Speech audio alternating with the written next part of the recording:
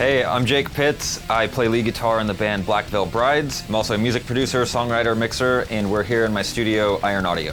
All right, so a little background on myself. I started doing production in 2005 when I got my first Pro Tools rig. That's when I really got into learning how to record, mainly just because I wanted to write songs and I needed a way to put them down, and I didn't have any means of recording. So at the time I was living in Hawaii, doing construction. I wasn't in a band. I had been in bands previously, living in Minneapolis, and I moved to Hawaii, learned to surf, and I was learning to record at the same time. So I actually have it somewhere around here, but I have the original M-Box. That's what I started with. I think it was Pro Tools 6.8, possibly, something like that. Didn't know what I was doing. I literally just installed the software on my brand new PowerBook G4 at the time and started pressing buttons and clicking things and making mistakes. I had no idea what I was doing, but that's kind of the way I learn a lot of things. I will just press buttons, twist knobs, see what does what sounds like what. And I did that for about a year until I decided to move to Los Angeles and go to the LA Recording School. I did that in 2006. The first producer I worked with was Logan Mader, and I learned a lot of tricks from him just sitting in the room watching him work.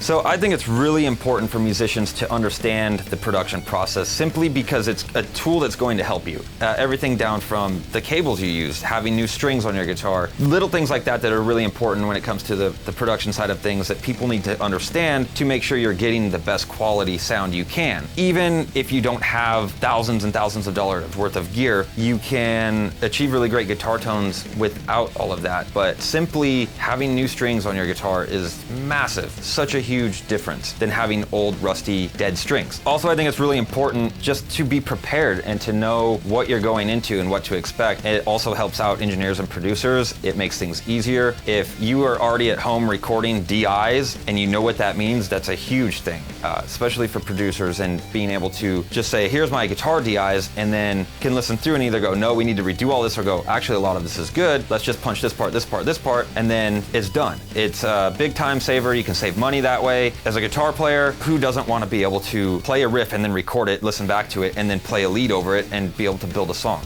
So I use a lot of different plugins when it comes to writing music. The JST Menace Amp Simulator plugin is perfect for anything that I'm doing, rock or metal. As far as plugins when I'm writing a song, for drums, typically it'll be TuneTrack or Steven Slate drums. Some really great plugins for delay, Soundtoys, Echo Boy. I typically will use the Waves H delay. I just find that just works better for me. I just like it. It's a little bit easier of an interface, especially for anybody who's a beginner. I use all the Wave stuff, mostly the SSL bundle. The SSL channel is massive. I use that on everything. So that's probably, out of all the Waves plugins, the SSL stuff is my favorite. I mean, it just depends on what I'm going for, and I'll experiment with all kinds of different things, but Waves, TuneTrack, Slate, Joey Sturgis stuff, I mean, you have that and you're good to go.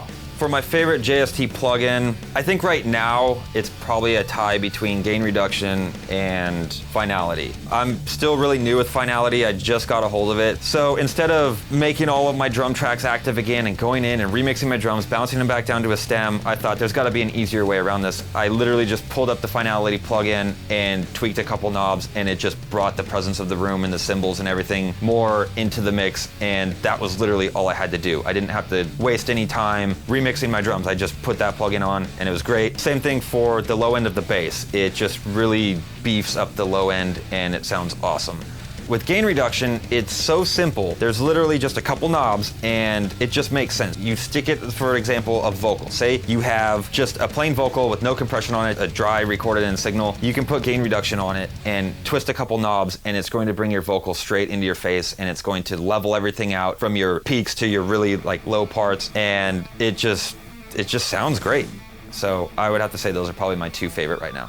So what I love most about the JST plugins, it's really just simple. The price point, they're very, very affordable. Plugins are so expensive. You can spend tens of thousands of dollars on them. They're cheap, they're affordable for the average person. You don't have to be a multi-million-dollar huge music producer. It's for the real world application, for people in their bedroom studios, whatever, you can afford them. So that's like the biggest thing to me. Not only affordable, they're great quality. And I guess also the biggest thing is just they're simple to use. They're not confusing, they're laid out, very easy to understand, and there's not a million buttons and knobs. You can just twist a couple knobs, understand what the plugin does, and it's right to the point and gets the job done.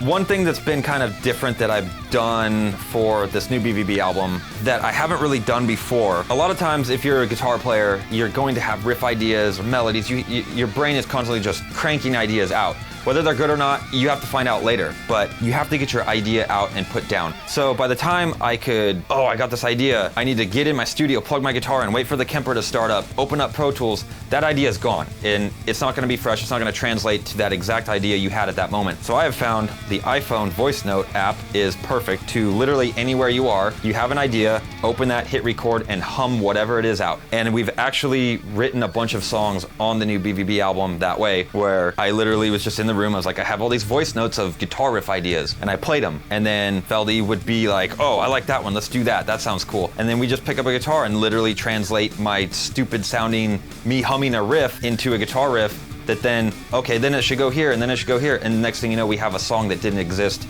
an hour ago.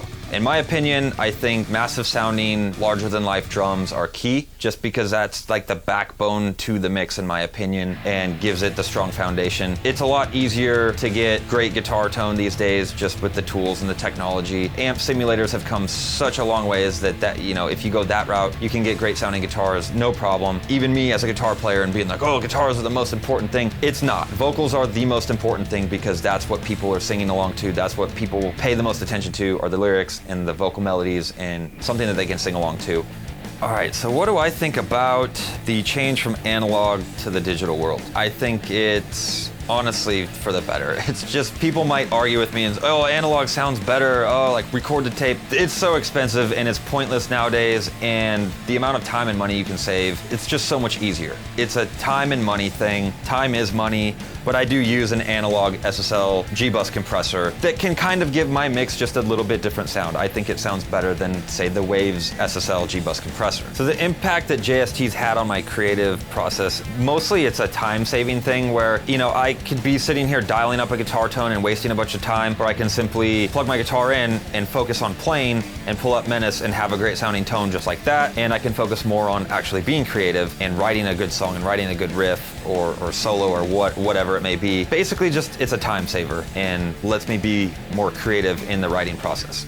People should totally pay attention to the JST stuff, simply because I think it's gonna change the in-the-box mixing game for sure, because the plugins are so great, they're easy to use, and the price point is a lot cheaper than your other major plugin companies. So I think it's gonna revolutionize things. Other people can definitely gain a lot from using JST in their music creations. First of all, you're gonna get better sounds probably than you already have, you know, especially if you're using things like the Menace amp simulator. It just sounds great. So if you're using that along with his other plugins, you know, you're throwing gain reduction on your vocal and whatnot, you're just gonna get a better sounding, more professional, polished sound, so to say, than maybe you already are. A couple other things you can gain, like I already talked about, you know, you're gonna save time. You're not gonna have to worry about spending all day getting a great guitar tone. Just plug your guitar in, use Menace, and play, create, be creative, and spend your time doing that. And that's what's so great about the JST stuff, is it's going to allow you to still get a great sound, but allow you to be creative at the same time. And, you know, you might end up just loving the way it sounds and sticking with it and not have to change anything.